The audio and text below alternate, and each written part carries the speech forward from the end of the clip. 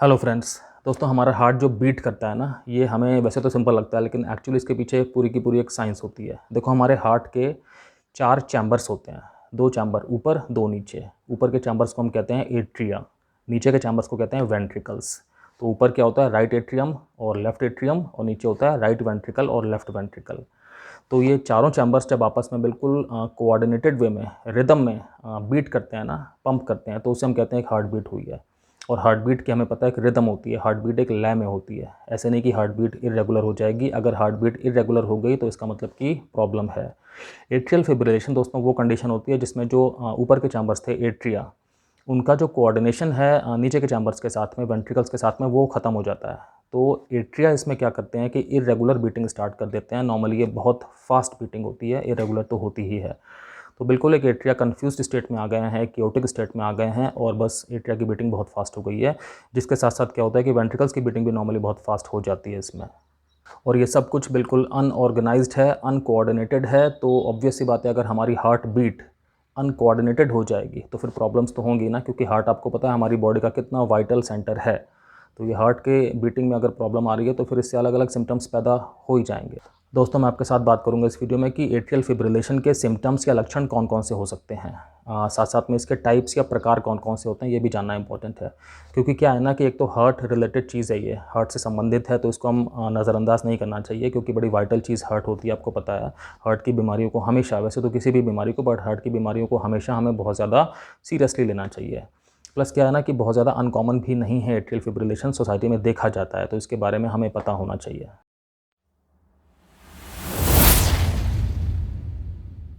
दोस्तों, मैं doctor Kamal Singh, x armed forces medical college, x Fortis hospital, x a lot of corporate hospitals. दोस्तों, मुझे 20 साल से भी ज़्यादा का क्लिनिकल एक्सपीरियंस है और मैंने critical care medicine, internal medicine, emergency medicine और फैमिली मेडिसिन में दोस्तों बहुत सारी प्रैक्टिस की है।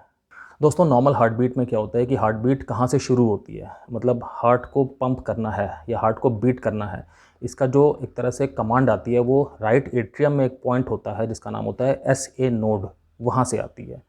तो राइट एट्रियम में एक पॉइंट है जिसका नाम है SA नोड या साइनो एट्रियल नोड, वहाँ से ये कमांड आती है कि अब हार्ट को बीट करना है, तो फिर हार्ट पंप करता है। पंप करना मतलब बीट करना एक ही चीज़ है।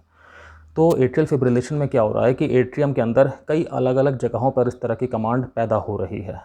अब आप समझिए, अगर कमांड सेंटर एक नहीं है, अनेक हो गए हैं, तो फिर इससे क्या होगा कि एट्रिया एक तरह से बीटिंग तो कर ही देगा, बीटिंग करना स्टार्ट करेगा, बिकॉज अलग अलग जगह से कमांड आ रही है बीटिंग करने की, लेकिन वो सब कुछ एक क्योटिक वे में होगा, अनऑर्गेनाइज्ड वे में होगा, कन्फ्यूज्ड वे में होगा, क्योंकि कमांड कई जगह से आ रही है। यहाँ से भी आ रही है, वहाँ से भी आ रही है, वहाँ से भी आ रही है। तो उस चक्कर में क्या है कि एट्रिया इरेगुलरली बीट करना स्टार्ट कर देगा, बहुत फास्ट बीट करना स्टार्ट कर देगा। मैं आपको बताना चाहता हूँ कि जो एक, अगर हम रेंज की बात करें तो नॉर्मल लोगों में रेंज होती है हार्ट बीट की लगभग 60 से 150, 150, मतलब कि ये एक रेंज ही है, इससे ऊपर नीचे भी हो सकता है। जैसे कि व्यक्ति अगर बिल्कुल रेस्ट में है तो नॉर्मली हार्ट बीट कम रहती है, 60-70 के आसपास रहेगी। अगर कुछ फिजिकल एक्टिविटी कर रहे हैं, कुछ काम वाम कर रहे हैं, रनिंग वगैरह कर रहे हैं, या कुछ सामान वामान उठा रहे हैं, तो हार्ट बीट बढ़ जाएगी, 140-150 तक हो जाती है, कई बार उससे भी ज़्यादा हो जाती है, बट एक रेंज की बात है 60 से 150। एट्रियल फिब्रिलेशन में क्या हो रहा है कि जो एट्रिया की बीटिंग है ना, वो अपने आप में बहुत फास्ट हो सकती है, 400 बीट्स पर मिनट हो सकती है, या उससे भी ज़्यादा हो सकती है। तो इसमें क्या होगा कि जब एट्रिया बीट कर रहे हैं इतने फास्ट तो फिर वेंट्रिकल्स को भी बीट तो करना पड़ेगा, क्योंकि एट्रिया में अगर बीटिंग हो रही है तो कमांड जो अंदर अंदर न्यूरल सर्किट्स वगैरह हैं, वेंट्रिकल्स को भी जा रही है वो कमांड, और इरेगुलर वे में ही जा रही है। तो वेंट्रिकल्स भी फिर फास्ट बीट करना स्टार्ट करेंगे, मतलब फास्ट जल्दी जल्दी पंप करना स्टार्ट करेंगे। अब आप ध्यान से समझना, जब वेंट्रिकल बहुत जल्दी जल्दी पंप करेंगे तो फिर क्या होगा कि वेंट्रिकल को ठीक से रिलैक्स करने का टाइम नहीं मिलेगा, ना ठीक से इफेक्टिव पंपिंग ही हो पा रही है। क्योंकि अगर इफेक्टिव वे में पंप करेंगे तो फिर ठीक से पंप भी करना होगा, ठीक से रिलैक्स भी करना होगा। लेकिन अब चूंकि स्पीड बहुत जल्दी है तो क्या हो रहा है, ऐसे हुए जा रहा है इरेगुलर वे में। तो चूंकि वेंट्रिकल्स ठीक से रिलैक्स नहीं कर पा रहे हैं तो वेंट्रिकल्स में एट्रिया से ब्लड नहीं आ पा रहा है ठीक से, ठीक है। और चूंकि अब ठीक से रिलैक्स नहीं कर पा रहे हैं, एट्रिया से ब्लड नहीं आ पा रहा है, तो मतलब एट्रिया में, राइट एट्रियम और लेफ्ट एट्रियम में ब्लड इकट्ठा होता जा रहा है, जिसकी वजह से क्या होता है कि ब्लड के अंदर, उस ब्लड के अंदर क्लॉट्स बनने की टेंडेंसी बढ़ रही है। तो अगर हमारे एट्रिया के अंदर ब्लड में क्लॉट्स बढ़ने की टेंडेंसी हो जाएगी, क्लॉट्स बनने की टेंडेंसी अगर बढ़ जाएगी, तो वो क्लॉट्स हमारी बॉडी में कहीं पर भी सर्कुलेट होकर के जा सकते हैं, पहुंच सकते हैं, और वो क्लॉट हमारे ब्लड सर्कुलेशन को रोक सकते हैं। ये अपने आप में कॉम्प्लिकेशन होता है एट्रियल फिब्रिलेशन का। वेंट्रिकल्स के बारे में मैं कह रहा था कि वो ठीक से रिलैक्स नहीं कर पा रही हैं, इतना टाइम नहीं मिल पा रहा है उन्हें, जिसकी वजह से उनमें ब्लड ठीक से नहीं आ पा रहा। प्लस वो ठीक से कॉन्ट्रैक्ट भी तो नहीं कर पा रही हैं, क्योंकि ठीक से कॉन्ट्रैक्ट करने में या पंप करने के लिए भी तो टाइम चाहिए होता है। वो तो बहुत जल्दी जल्दी बीटिंग कर रही हैं, तो ठीक से पंप नहीं कर पाएंगी जब ब्लड, तो उससे क्या हो रहा है कि हमारी बॉडी को ठीक से, हमारी बॉडी के ऑर्गन्स को ठीक से ब्लड नहीं मिल पा रहा, ब्लड की सप्लाई नहीं मिल पा रही है, तो ऑर्गन्स ठीक से काम नहीं कर पाएंगे अपना ग्रेजुअली, अगर हम इस चीज़ को टाइम पे इसकी रोकथाम नहीं करते, इसका इलाज नहीं करते तो दोस्तों एट्रियल फिब्रिलेशन में बहुत ज़्यादा इंपॉर्टेंट है बिल्कुल टाइम पे इसका इलाज करना। मतलब अगर ये कंडीशन पैदा हो रही है, अगर ईसीजी में ये वाली चीज़ आ गई है, तो फिर इसका फटाफट से जो है वो इमरजेंसी में मैनेजमेंट लेना चाहिए। इंपॉर्टेंट है जानना कि हर एक व्यक्ति को सिम्टम्स होंगे ऐसा ज़रूरी नहीं है। कई सारे पेशेंट्स को जो एट्रियल फिब्रिलेशन वाले होते हैं उन्हें सिम्टम्स नहीं होते, और कई सारे पेशेंट्स को सिम्टम्स होते भी हैं। ये जानना हमारे लिए इंपॉर्टेंट है कि कई सारे पेशेंट्स में एट्रियल फिब्रिलेशन जो है वो ऑन एंड ऑफ होता है, मतलब कि कभी है और कभी नहीं है। और कई सारे पेशेंट्स में क्या होता है कि परसिस्टेंट होता है, मतलब कि लगातार हमेशा बना रहता है। सिम्टम्स की बात करूँ तो चेस्ट में पेन हो सकता है, चेस्ट में जिसे हम कहते हैं डिस्कम्फर्ट हो सकता है, बहुत ज़्यादा हैवीनेस हो सकती है, मतलब अंदर से चेस्ट में बहुत ज़्यादा एक सेंसेशन इस तरह की हो सकती है कि बहुत ज़्यादा अनकम्फर्टेबल है, भारीपन समझ में आएगा, घबराहट सी समझ में आएगी, चेस्ट पेन हो रहा है और वो साथ साथ में रेडिएट भी कर सकता है, हमारी बाजू में रेडिएट कर सकता है, हमारे कंधों में, हमारी जॉ की तरफ, या हमारे दांतों में, या हमारी अपर बैक की तरफ, या हमारी अपर एब्डोमेन की तरफ, कहीं पर भी वो जो चेस्ट का पेन है वो रेडिएट कर सकता है। जो ये हैवीनेस वाली सेंसेशन है ये कहीं पर भी रेडिएट कर सकती है। पैदा इसीलिए हो रही है कि हमारे हार्ट को प्रॉब्लम हो रही है, क्योंकि ठीक से हार्ट को जो ऑक्सीजन है वो नहीं मिल पा रही है, क्योंकि ऑक्सीजन कहाँ से मिलती है, ब्लड से मिलती है, ब्लड के अंदर ऑक्सीजन घुली हुई होती है। तो अब चूँकि हार्ट की बीटिंग ठीक से नहीं हो पा रही है, तो इसलिए हार्ट को जो भी ब्लड वेसल्स सप्लाई करती हैं, साफ ब्लड, वो ठीक से सप्लाई नहीं कर पा रही हैं, और अगर हार्ट के मसल्स को ठीक से ऑक्सीजन नहीं मिल पाएगी तो फिर इस तरह के सारे सिम्टम्स पैदा हो जाएंगे जो मैंने आपको बताया। तो एट्रियल फिब्रिलेशन में ये सारे सिम्टम्स देखे जा सकते हैं, चेस्ट पेन वाले, या चेस्ट में हैवीनेस वाले, चेस्ट में डिस्कम्फर्ट वाले।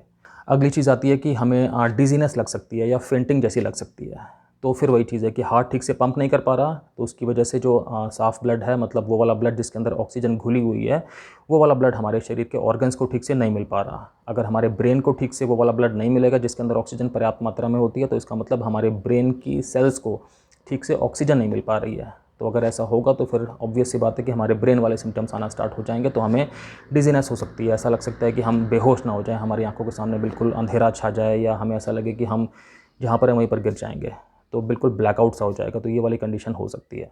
अगली चीज़ है कि पेशेंट्स को बहुत ज़्यादा थकान हो सकती है, बहुत ज़्यादा फटीग का एहसास हो सकता है, ऐसा लग सकता है कि बहुत ज़्यादा टायर्डनेस है, मतलब बहुत ज़्यादा थके हुए हैं।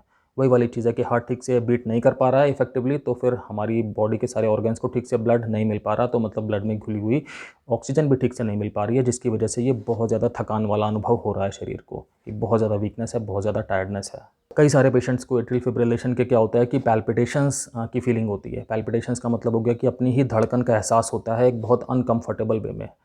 ये मालूम पड़ता है कि हमारे हार्ट के अंदर ना वो जो बीटिंग है वो हो रही है, वो बहुत तेज़ तेज़ हो रही है, या वो बहुत पाउंडिंग जैसी हो रही है, थंपिंग जैसी हो रही है, मतलब अलग अलग इंग्लिश के वर्ड्स होते हैं जिनसे कि इनको डिस्क्राइब किया जाता है। लेकिन अगर मैं उसका एक सार की बात करूँ तो उसमें चीज़ ये है कि अंदर से ये पता लगता है कि हमारी जो हार्ट बीट है ये बहुत ज़्यादा अनकम्फर्टेबल सेंसेशन हमें दे रही है।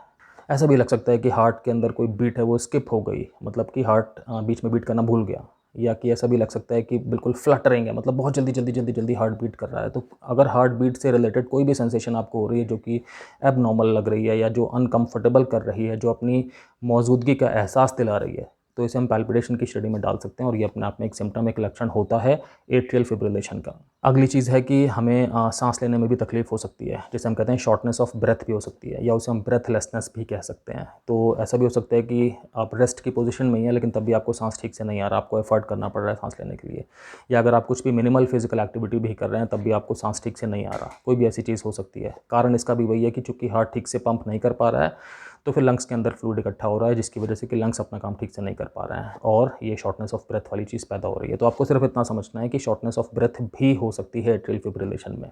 बहुत से पेशेंट्स को क्या होता है कि बहुत ज़्यादा स्वेटिंग होना स्टार्ट हो जाती है। कई सारे पेशेंट्स को ऐसा लग सकता है कि बहुत ज़्यादा, मतलब कि कन्फ्यूज़न सा हो गया, या वो ठीक से समझ नहीं पा रहे हैं किसी भी चीज़ को, क्योंकि ब्रेन के अंदर जो ब्लड सप्लाई वो अफेक्ट हो चुकी है एट्रियल फिब्रिलेशन की वजह से।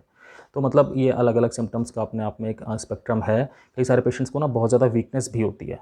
अब दोस्तों मैं बात करता हूँ कि एट्रियल फिब्रिलेशन के टाइप्स कौन कौन से होते हैं। तो पहले टाइप का नाम है पैरोक्सिस्मल एट्रियल फिब्रिलेशन। इसमें क्या होता है कि जो ये एट्रियल फिब्रिलेशन वाली चीज़ है ना दोस्तों, ये कुछ टाइम के लिए ही रहती है, ऐसा नहीं कि कांस्टेंट लगातार बनी हुई है। तो पेशेंट्स में ये कुछ मिनट से लेकर के कुछ घंटे तक रह सकती है या कुछ दिनों तक भी रह सकती है। लेकिन देखा जाता है कि 1 हफ्ते से ज़्यादा नहीं रहती, 1 हफ्ते के अंदर अंदर ये चीज़ ख़त्म हो जाती है, एट्रियल फिब्रिलेशन ख़त्म हो जाता है और पेशेंट की हार्ट बीट नॉर्मल हो जाती है। हालांकि बाद में ये वाली चीज़ फिर से उसी पेशेंट में डेवलप हो सकती है, लेकिन अगर होगी ना तो कम ड्यूरेशन के लिए डेवलप होती है नॉर्मली। और इसमें जो सिम्टम्स की बात अगर करें, लक्षणों की, तो कई सारे पेशेंट्स में तो लक्षण आते नहीं है एट्रियल फिब्रिलेशन में, वो हम जानते हैं। कई सारे पेशेंट्स में लक्षण आएंगे लेकिन वो अपने आप ठीक हो जाते हैं, और कई सारे पेशेंट्स में लक्षण आते हैं जिनके लिए डॉक्टर के पास भी जाना होता है, वरना वो ठीक नहीं हो रहे होते, पेशेंट को प्रॉब्लम हो रही होती है। तो जो पैरोक्सिस्मल एट्रियल फिब्रिलेशन है, इसको मैं शॉर्ट में बताऊं तो इसमें कुछ टाइम के लिए ये वाली रिदम डिस्टर्बेंस पैदा होती है एट्रिया की, और इसकी वजह से सिम्टम्स आ सकते हैं पेशेंट में, जिसकी वजह से कि हमें मेडिसिन लेनी होती हैं। दोस्तों अगली चीज़ है परसिस्टेंट एट्रियल फिब्रिलेशन। अब इसमें क्या है कि जो ये एट्रियल फिब्रिलेशन है ये 7 दिन से आगे तक चलता है, और चूंकि रिदम डिस्टर्बेंस है तो इसमें फिर मेडिसिन तो लेनी ही पड़ेंगी इस चीज़ को ठीक करने के लिए, ताकि अपना जो हमारा अंदर की हार्ट बीट है वो ठीक से प्रॉपरली कंट्रोल्ड वे में, ऑर्गेनाइज्ड वे में ठीक से बीट कर सके। दोस्तों अगली चीज़ आती है long standing persistent atrial fibrillation. तो ये परसिस्टेंट एट्रियल फिब्रिलेशन की तरह ही है। परसिस्टेंट में ये था कि 7 दिन से ज़्यादा के लिए ये वाली चीज़ रहती है। Long standing persistent atrial fibrillation में क्या है कि ये वाली चीज़ 12 महीने से ज़्यादा टाइम के लिए चलती रहेगी, और इसमें हार्ट को की रिदम वापस लाने के लिए, हार्ट का जो एक ऑर्गेनाइज्ड बीटिंग है उसको वापस लाने के लिए मेडिसिन की ज़रूरत पड़ सकती है, पड़ती ही है, या मेडिसिन से कई बार नहीं काम चलता तो कुछ एक प्रोसीजर की ज़रूरत पड़ती है, लेकिन मतलब मेडिकल मैनेजमेंट की ज़रूरत पड़ती ही है, क्योंकि बहुत लंबे टाइम के लिए चीज़ बनी हुई है। ठीक है, मैं फिर से बताता हूँ कि इरेगुलर हार्ट रिदम को वापस रेगुलर बनाने के लिए या तो मेडिसिन की ज़रूरत पड़ेगी, इस वाली वैरायटी में भी जो लॉन्ग स्टैंडिंग परसिस्टेंट है, और इसके पहले वाले में भी जो परसिस्टेंट है, क्योंकि अपने आप ये चीज़ ठीक नहीं हो रही है, तो या तो मेडिसिन की ज़रूरत पड़ेगी या तो फिर प्रोसीजर की ज़रूरत पड़ेगी। दोस्तों लास्ट वैरायटी है जिसका नाम है परमानेंट एट्रियल फिब्रिलेशन। इसको ध्यान से समझना। परमानेंट एट्रियल फिब्रिलेशन में क्या होता है कि जो हमारे हार्ट की रिदम है वो परमानेंट ख़राब हो गई है, मतलब वो परमानेंट एट्रियल फिब्रिलेशन वाली हो गई है। तो उसमें क्या है कि हार्ट रिदम कुछ भी करके वापस सेट नहीं हो सकती, तो अब कॉम्प्लिकेशंस ना पैदा हो, क्लॉट वगैरह ना बने, इसके लिए मेडिसिन दी जाती हैं ताकि पेशेंट जो है वो अपनी लाइफ जितना ज़्यादातर हो सके बिना कॉम्प्लिकेशंस के जी सके। तो इसमें इस तरह की मेडिसिन भी दी जाएंगी कि हार्ट की रेट कंट्रोल रह सके और मतलब क्लॉट्स वगैरह ना बने, और इन जनरल मतलब पेशेंट एक तरह से हाई रिस्क कैटेगरी में ही रहते हैं, क्योंकि अगर एट्रियल फिब्रिलेशन है, अगर एक इस तरह की हार्ट रिदम बनी हुई है तो फिर व्यक्ति को अलग अलग किस्म की प्रॉब्लम्स आ सकती हैं। तो मतलब अगर ऐसी कंडीशन है परमानेंट एट्रियल फिब्रिलेशन वाली, तो फिर बहुत ज़्यादा एहतियात बरतनी होती है मेडिकल फॉलोअप में। डॉक्टर की कही हर बात को मानना होता है, और हर एक सिम्टम कुछ भी पैदा हो रहे हैं तो वो टाइम पे प्रॉपरली रिपोर्ट करने होते हैं। आई एम श्योर दोस्तों आपको अभी तक ये वीडियो अगर आपने यहाँ तक देखा है तो आपको कुछ आइडिया ठीक ठाक लग गया होगा कि एट्रियल फिब्रिलेशन आखिर चीज़ क्या होती है। डायग्नोसिस तो इसकी ईसीजी से ही बनती है। ईसीजी में आ जाती है वो सारी हार्ट की रिदम जो ख़राब हो चुकी होती है, जिससे कि डॉक्टर्स देख के बता देते हैं कि एट्रियल फिब्रिलेशन हो गया है। जानना ये भी इंपॉर्टेंट है दोस्तों कि इसमें इलाज बहुत ज़रूरी होता है, तो ऐसा नहीं करना है कभी भी कि अगर एट्रियल फिब्रिलेशन की डायग्नोसिस हुई है तो उसके बाद आप समझें कि कोई बात नहीं, पहली बार डॉक्टर से मिले, डॉक्टर ने जो भी इलाज बताया वही हम कंटिन्यू कर लेंगे आगे, जब अगर हमें सिम्टम्स ठीक हो जाएंगे तो हम सब कुछ बंद कर देंगे। ऐसा नहीं करना है, इसमें डॉक्टर्स के फॉलोअप में हमेशा रहना है। साथ साथ दोस्तों अगर आपको लगता है कि एट्रियल फिब्रिलेशन के बारे में आपको ठीक ठाक सी चीज़ें पता लगी हैं अभी, और इस वीडियो को शेयर करके किसी भी व्यक्ति का भला हो सकता है, तो प्लीज़ वहाँ पे वीडियो ज़रूर शेयर करिएगा दोस्तों। अगर आपने अभी तक मेरे चैनल को सब्सक्राइब नहीं किया है और आपको कंटेंट कुछ ठीक लग रहा है, ये बात मैं बताना चाहूँगा दोस्तों कि मुझे इस चैनल को शुरू करने के पहले सिर्फ मन में एक मोटिवेशन यही था कि मैं सारी की सारी कॉम्प्लेक्स मेडिकल नॉलेज को सिंपल करके लोगों तक पहुंचाऊं, क्योंकि पता है क्या, चीज़ें तो बहुत सारी हैं लेकिन एक तो उनमें रियल चीज़ें बहुत कम हैं, रियल इन्फॉर्मेशन बहुत कम है, और जो है भी वो इतनी कॉम्प्लेक्स है कि वो लोगों को ठीक से समझ में नहीं आती। तो मैं हमेशा चाहूँगा कि जो एविडेंस बेस्ड मेडिसिन है, जो क्लिनिकल ट्रायल्स वगैरह होते हैं, जो नई नई मॉडर्न साइंस में रिसर्च हो रही होती है और चीज़ें सामने आ रही होती हैं, तो मैं आपको सारे के सारे बिल्कुल रियल फैक्ट्स बताऊं और थोड़ा सिंपल करके बताऊं, ताकि आप उन चीज़ों को ठीक से बेहतर तरीके से समझ सको। क्योंकि जब आप मेडिकल नॉलेज को ठीक से समझ पाओगे ना दोस्तों, तभी आप अपनी बीमारी को लेकर के ज़्यादा मन में एक तरह से आप कॉन्फिडेंट फील कर पाओगे कि हाँ आप बीमारी को कंट्रोल कर सकते हो।